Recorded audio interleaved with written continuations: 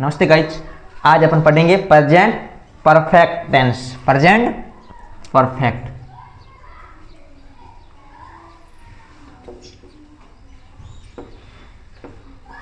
Present, इसकी पहचान देखो। पहचान क्या है? हिंदी वाक्यों के अंत में, हिंदी वाक्यों के अंत में चुका है, चुकी है, चुके हैं, चुका। क्लियर है? क्या होगा इसमें? हिंदी वाक्यों के अंत में चुका है, चुकी है, चुका हूं, मतलब जो काम समाप्त हो चुका है, काम समाप्त। अलग अलग मार्कर से लिखें इसको। काम तमाम बोलते हैं ना कि उसका काम तमाम हो गया, तो मतलब काम क्या हो गया? आप तमाम मत बोलो भाई, काम समाप्त हो गया। क्या हो गया? काम समाप्त। देखो अब है अपन पढ़ते हैं, आपको पता है ये वाक्य पहचान के बाद सीधी पढ़ते हैं वाक्य रचना। वाक्य की रचना और नियम इसके अंदर आ जाएंगे अपने आप, अलग से पढ़ने की जरूरत नहीं है। वाक्य रचना, तो पहला क्या है? कौन सा वाक्य होता है? अपन दो वाक्य एक साथ चलेंगे। साधारण वाक्य पहले कौन सा है? साधारण वाक्य एक साइड, एक तरफ साधारण वाक्य ले चलेंगे और दूसरी तरफ कौन सा चलेंगे? नकारात्मक। नकारात्मक कौन सा? नकारात्मक। एक तरफ साधारण, एक तरफ नकारात्मक। तो साधारण वाक्य में कौन सी पहचान होगी इसकी? सब्जेक्ट प्लस हेल्पिंग वर्ब कौन सी है? हैज और have. Has have plus verb की थर्ड फॉर्म प्लस ऑब्जेक्ट। अब देखो कहाँ अपन हैज लगाएंगे, कहाँ हैव लगाएंगे, वो देखो।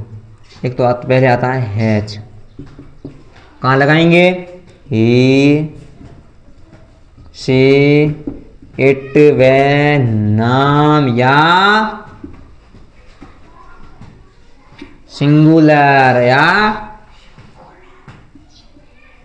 और हैव कहाँ लगेंगे? हैव लगाएंगे आई, we,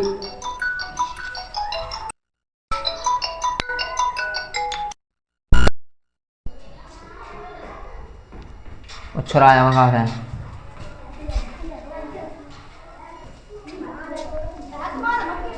I, we, you, they, we,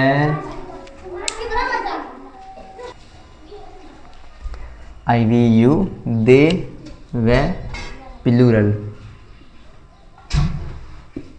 plural आएगा, ठीक है।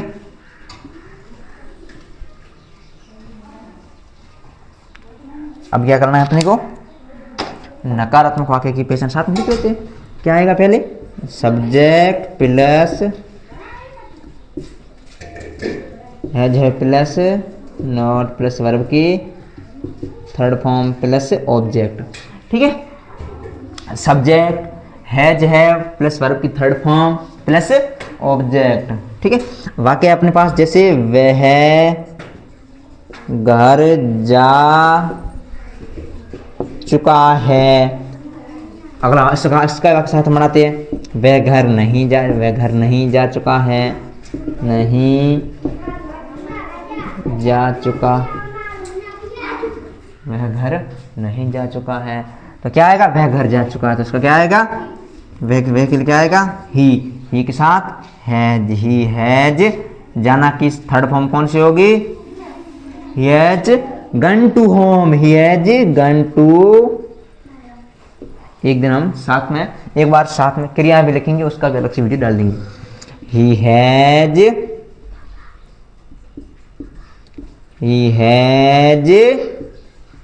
Not gone to. He has not gone to. He has not gone to. हाँ, ठीक है। He has gone to home, he has not gone to home. तो ये कौन सा हो गया? नकारात्मक हो गया। ये कौन सा हो गया? साधारण वाक्य हो गया, ठीक है। यहां तक डन है। अब आगे पढ़ेंगे अपन प्रश्नवाचक और प्रश्नवाचक नकारात्मक।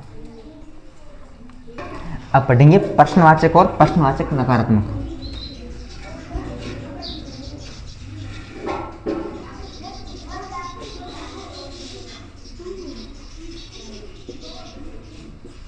एक तो है प्रश्नवाचक वाक्य और दूसरा है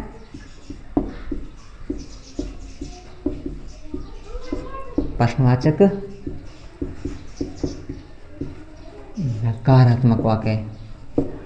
प्रश्नवाचक वाक्य, प्रश्नवाचक नकारात्मक। तो प्रश्नवाचक में खंड है क्या आएगा, पहले अपन को पता है हेल्पिंग वर्ब आएगी। तो हेल्पिंग वर्ब क्या है, has, have plus subject plus verb की थर्ड फॉर्म, फोर्थ होगी क्या, थर्ड फॉर्म प्लस ऑब्जेक्ट। देखो अगर कोई WH वर्ड वाला वाक्य आता है तो वो पहले आएगा, वो अभी मोटी लेवल का टेंस है, वो हमने इसमें ऐड नहीं किया है, ठीक है। WH वर्ड जैसे आएगा कि वह घर क्यों नहीं जाएगा, तो उसके लिए अलग से जगह है, लेकिन वो हमने अभी ऐड नहीं किया है। ये जैसे 8वें लेवल तक के लिए यहाँ तक ही पूछती है, ठीक है। आगे बढ़ते हैं। प्रश्नवाचक नकारात्मक की पहचान क्या होगी, सॉरी इसकी वाक्य रचना क्या होगी, has, have plus subject plus not plus verb की third form plus object, question mark लगेगा पीछे। देखो अगर एक बार आप टेंस समझ गए कि हैज हैव के बाद कहाँ क्या होता है, एक वाक्य रचना एक टेंस की आ गई तो सारे टेंस आपको समझ में आ जाएंगे। सिर्फ हेल्पिंग वर्ब और पहचान चेंज होती है, हेल्पिंग वर्ब मेन वर्ब और पहचान चेंज होती है, बाकी वाक्य रचना सबकी सेम होती है। क्या होती है, सेम होती है, ठीक है। यहाँ तक क्लियर है। अब अपन पढ़ते हैं। जैसे वाक्य है क्या हम खाना खा चुके हैं, क्या हम खाना खा चुके हैं, तो क्या आएगा, पहले हैव आएगा क्योंकि वी के लिए क्या होता है, हैव।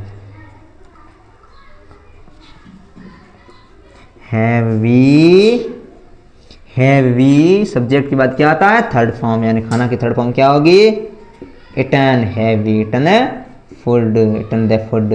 दे लगाओ अच्छी बात है, नहीं लगाओ अच्छी बात है, तो पीछे क्या आएगा, क्वेश्चन मार्क। क्लियर।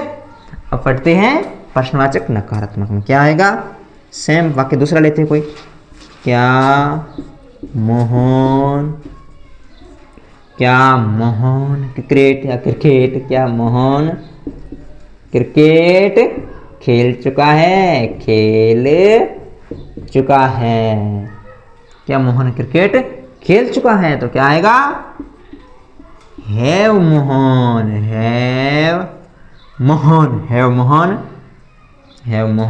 सॉरी क्या मोहन क्रिकेट नॉट का था तो नहीं खेल चुका है, यहाँ पर नहीं आएगा, कंफ्यूजन हो जाती है कहीं। Have Mohan not played, third form क्या है, फ्लैट क्रिकेट,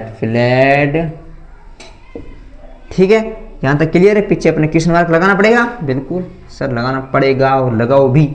तो हमने यहाँ तक पढ़ लिया। अब यह आपका प्रेजेंट परफेक्ट टेंस क्लियर है। टेंस बहुत ही छोटी सी चीज़ है, टेंस अगर अच्छे से समझ आ गया, ये चीज़ पढ़ने में बहुत छोटी है लेकिन इसका इंग्लिश ग्रामर में बहुत ज़्यादा मायना है।